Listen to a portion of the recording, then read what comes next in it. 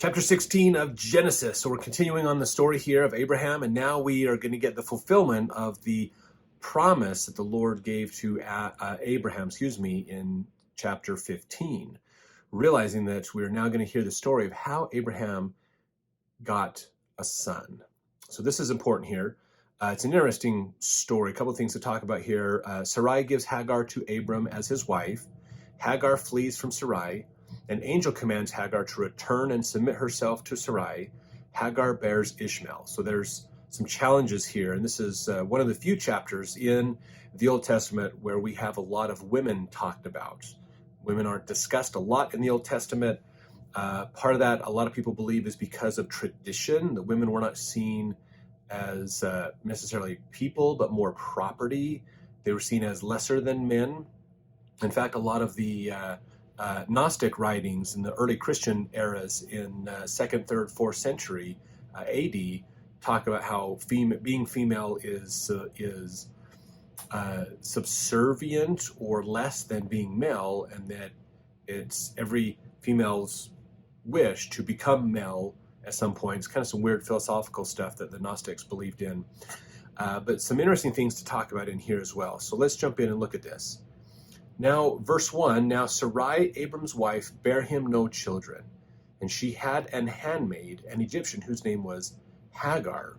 So Sarai couldn't get pregnant, basically, and so she gave Hagar, her maid, to Abraham as a wife. So now Abraham technically has two wives, basically. This actually is talked about in the Doctrine and Covenants, section 132 of the Doctrine and Covenants brings this up. So I wanted to share this. In section 132, verses 32, 33, 34, 35, and really even 36, there's a lot here to verses about this. So section 132, the Doctrine and Covenants, is dealing with the covenant of marriage. So, and the sealing powers and things. So let's look into this. Therefore, go ye therefore and do the works of Abraham, enter ye into my law, and ye shall be saved. But if ye enter not into my law, ye cannot receive the promise of my father, which he made unto Abraham. So basically saying we need to keep the commandments and do what Abraham did. Go look at our video on section 132 to look up. There's a great quote about doing the works of Abraham that Hugh Nibley does. That's a really worthwhile quote to understand. Because Doctrine and Covenants is for our day, he's telling us to do what Abraham has done. So we need to understand, what does that mean? And so there's a great quote in there so you can look at. Now, verse 34, God commanded Abraham, and Sarah gave Hagar to Abraham to wife. And why did she do it? Because this was the law. And from Hagar sprang many people. This, therefore, was fulfilling, among other things, the promises. Was Abraham therefore under condemnation? Verily I say unto you, nay, for I the Lord commanded it. Abraham was commanded to offer his son Isaac, nevertheless it was written, thou shalt not kill. Abraham, however, did not refuse, and it was accounted unto him for righteousness. Abraham received concubines, and they bore him children, and it was accounted unto him for righteousness, because they were given unto him, and he abode in my law. As Isaac also and Jacob did none other things than that which they were commanded. And because they did none other things than that which they were commanded, they have entered into their exaltation, according to the promises, and sit upon thrones, and are not angels, but are gods. So this is the Lord teaching Joseph Smith a little bit about this history. Okay, we have stories of Abraham, Isaac, Jacob. They had many wives. And that was not seen as bad because the Lord commanded it. The Lord said, this is what you need to be doing. Okay, this is not different, really, than when Nephi was commanded to kill Laban. It was against the law, but the Lord said, I need you to do this. So he did it, and it was righteous because he followed God. President Monson always had a famous saying that whenever God speaks and man obeys, that man will always be right. So realize that sometimes God can supersede his own laws. He can adjust things and say, here's what needs to be done for the greater good or whatever his purpose is. And of course, in section 132, it goes on to say that David and Solomon were not given permission to have concubines, and so they broke the law, basically. So realize that this is what's happening here in Genesis is that the Lord said, this is what you need to do, basically. We don't quite get that as well in Genesis, but it's nice we have a bit of background to look at. Now, Hagar actually is interesting. We can learn a little bit about her. She is in the Bible dictionary if you want to look up the name Hagar to learn more. Hagar was a dark-colored Egyptian. Sarah didn't like her after she had a child, similar to people hating the darker-skinned people. So there was some challenges there, and I'm sure Sarah was quite jealous that she's trying to get pregnant and can't get pregnant. Nothing's working. Hagar gets pregnant pretty quick, and she's like, oh, come on. I'm sure that's a big challenge. Hugh Nibley actually pulled some interesting things together in his book, Abraham and Egypt, about Hagar. He says, the legends make Hagar an Egyptian woman of the royal court and even a daughter of Pharaoh. So that when the old Jerusalem Targum on Jeremiah says that Hagar belonged to those very people who threw Abraham into the furnace, we are obliged to view his attempted sacrifice as an Egyptian show. Even more specific is the Pseudo Jonathan, which reports that Hagar was the daughter of Pharaoh, the son of Nimrod, which makes Nimrod, if not a pharaoh, the father of one. In one of the better-known stories, when Sarah lost her temper with Hagar, and it is significant that we have here the same sort of rivalry between Sarah and the true princess and Hagar, the Egyptian woman, as we do between Abraham and Nimrod, she complained to Abraham, accusing her rival of being the daughter of Pharaoh of Nimrod's line, he who once cast thee into the furnace. Having Pharaoh as a son or descendant of Nimrod neatly bridges the gap between Asia and Egypt. One of the most famous foreign potentates to put a son on the throne of Egypt did in fact bear the name of Nimrod, and his son bore the family name of Shishak or Sheshonk, which turns up as the owner of Facsimile number 2. That's the round hypocephalus. A coincidence to be pursued hereafter. So some really interesting ideas we learn about that. If you go look, we have a video coming out soon about Facsimile number 2. So well worth looking into. So Hagar wasn't just a servant woman. Hagar was, according to the legends, the daughter of Pharaoh. So she was royalty. Now in Egypt, the thing that's important to realize about Egypt is that the line of pharaohs was not passed down father to son necessarily, but through the mother's blood.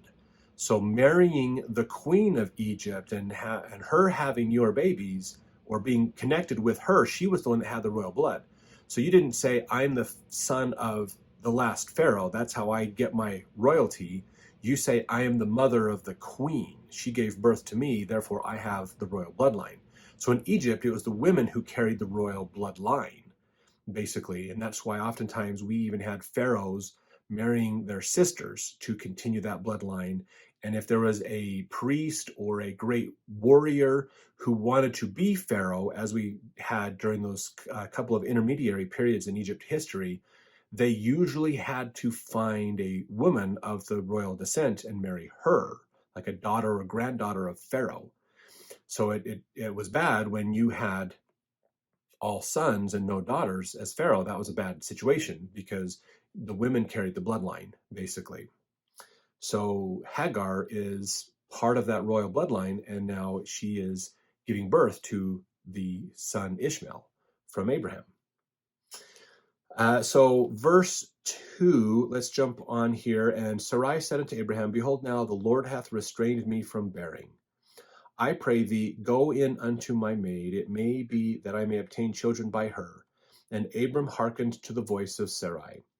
So Sarah set this up as well. Okay, you need to do this, fulfill the laws. This needs to happen.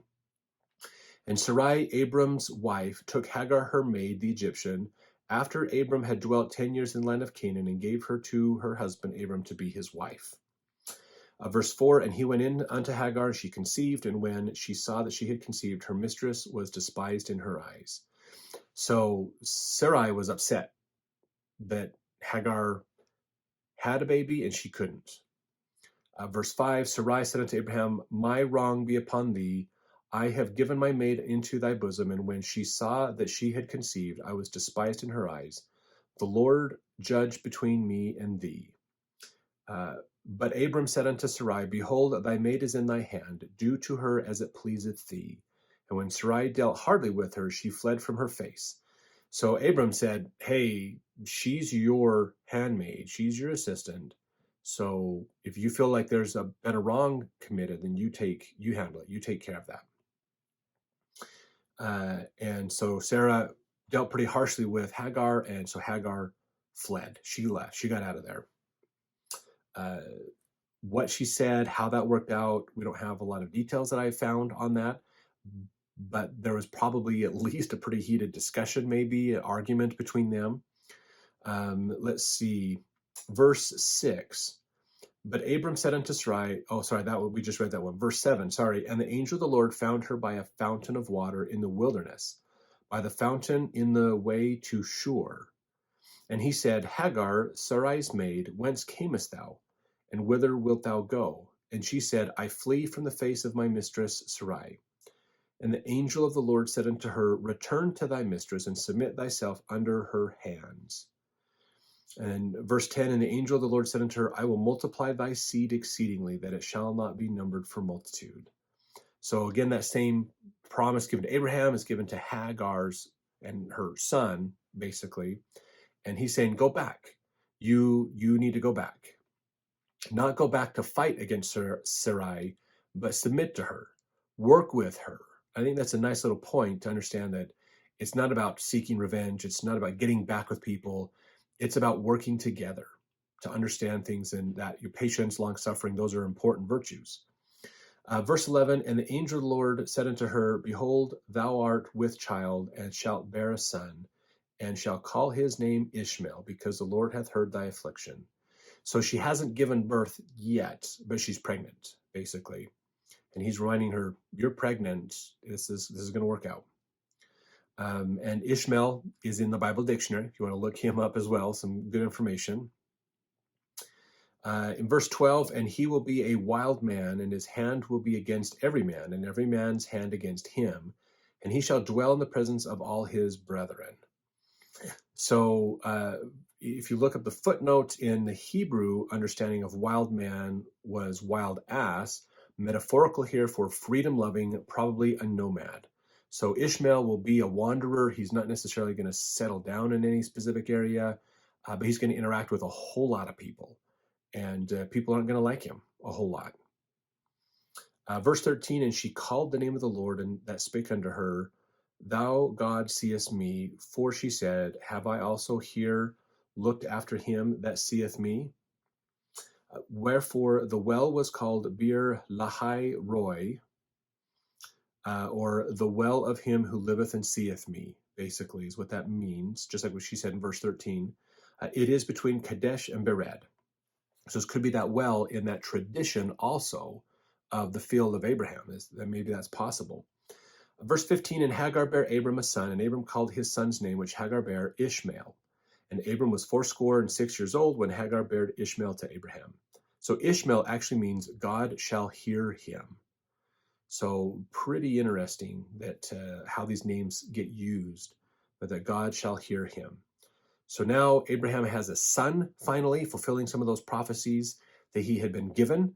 And we see this continuing to move forward, and that Abraham was justified in what he did in having two wives because God had commanded it. So let's jump to chapter 17 to see the rest of this.